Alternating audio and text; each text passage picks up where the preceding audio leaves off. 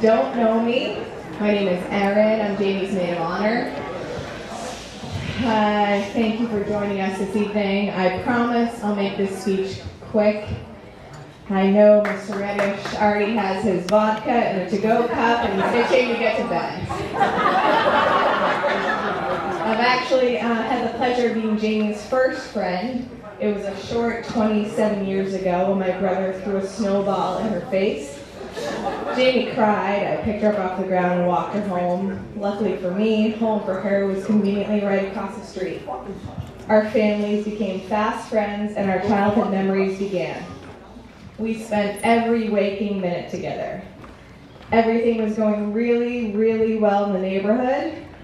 And then, Tommy was born. Worst day of our whole lives. I still can't believe Kathy and Mike didn't stop at cute Jamie and quiet Mikey. I shared a sisterhood with Jamie. Jamie went through some of the weirdest adolescent phases of anyone I've ever met. I won't get into them today because I honestly don't want to embarrass her.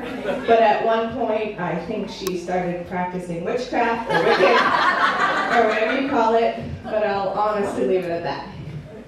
The two of us are probably the easiest of all the children our parents raised. I have an older brother and a younger sister. Jamie has a younger brother and a younger sister.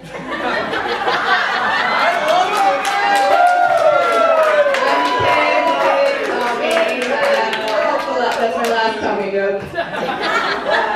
Jamie and I spent our weekends at Bible study. Jamie volunteered at an animal shelter while I preferred the local soup kitchen. We never snuck out. We never paid our siblings off to lie for us. We never said, oh yeah, Mom and Dad, we're just going to the movies tonight, nothing crazy. We never told our parents we hated them or wished we could move across the street. We never tried to run away because we didn't want to go to piano lessons, because our piano teacher was morbidly obese and made Hershey kisses for an hour while we fell off the bench that we had to share with her. And we definitely never got drunk for the first time behind Matt and Barbara's shed while we babysat Olivia. One New Year's Eve. I can't believe the convent wouldn't take us, so we were ready, right? Weird. Anyways, fast forward to a few years ago when Jamie and I finally became roommates. We lived in Medford, and Jamie had very recently started dating this blonde Ken doll-looking man named Jim. I didn't know much about him, but she was always texting him, and she was always laughing at his responses. Always. Jamie and I went out for drinks one night and came home moderately intoxicated. And after Jamie whipped up her famous truffle oil popcorn and gross vegetarian hot dogs, we decided it was an excellent idea to practice the lift from Dirty Dancing. In case we were ever in an emergency situation and we needed to nail it in order to save the world. Jamie was on the phone with Jim. God forbid she hang out with him. She put her phone on the counter, and without even a practice run or a warning, she came running full speed ahead towards me. In a moment of sheer excitement, coupled with drunken strength, I accidentally pushed her forward instead of pushing her upwards. I sent my little friend Jamie flying into the linen closet, so hard and so fast. When I looked up, Jamie looked like a rag doll on the floor, collapsed with toiletries and towels all around her. I was honestly convinced I'd killed my best friend. I asked her if I thought she might be dead. She didn't answer me.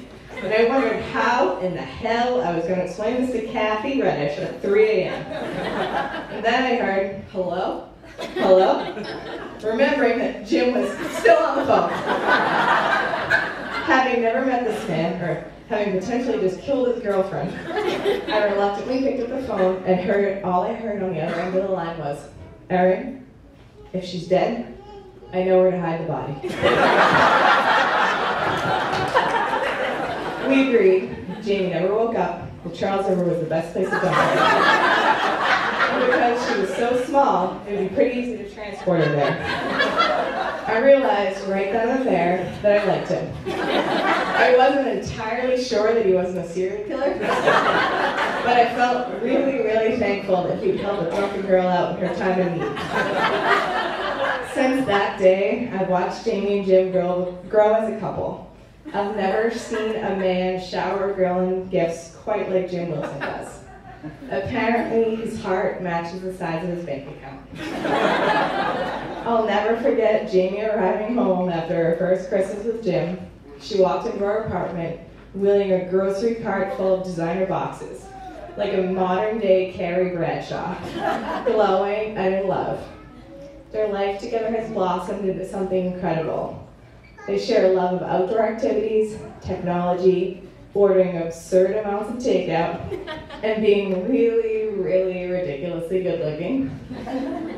Jim's neurotic, type A personality couples really well with Jamie's carefree spirit.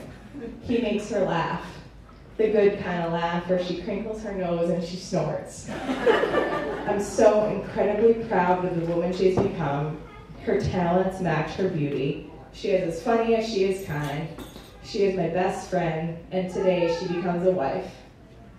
I can't think of a more perfect person for my girl than Jim.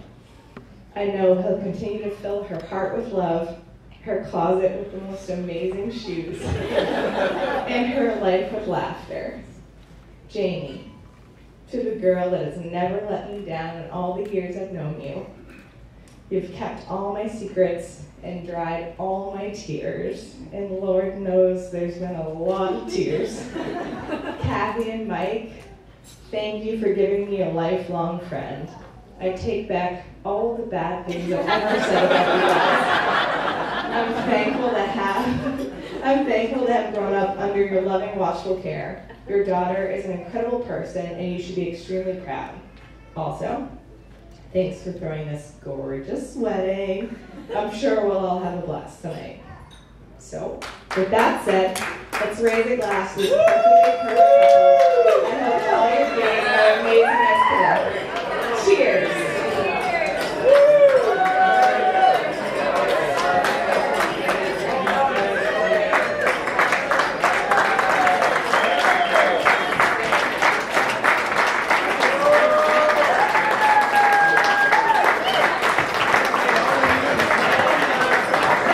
Well, that was outstanding. It's our big story.